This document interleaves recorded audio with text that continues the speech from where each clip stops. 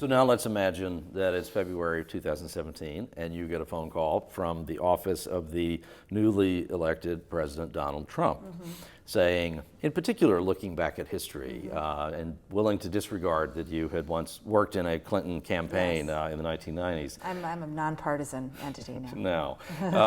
But so Donald Trump, who's not a big reader of books, as he has said, likes things boiled down, and you're asked to come to the Oval Office and brief him for a few minutes on, in particular, looking back at these pivotal elections when the country was deeply divided, and he wants to make a good faith effort to try to heal some of the wounds that have been so dramatically bared.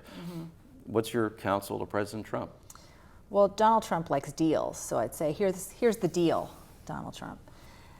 One of the things that propelled you to the White House was this incredible dissatisfaction with a broken Washington system, or a Washington system where there was so little common ground between the parties. And the Republican Party had decided it spent 20 years sort of as a tactical maneuver, really, rather than presenting alternative legislation when they had a Democrat in power, to just say no.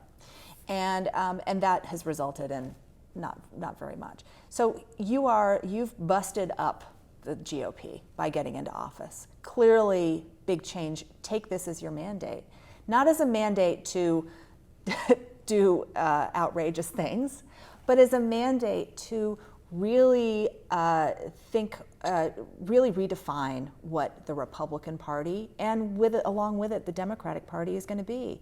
How are both parties going to address these simmering questions, these divides in America that have been caused by this confluence? How can opportunity be preserved? This widening of opportunity, which has been so important, this inclusivity, this diversity.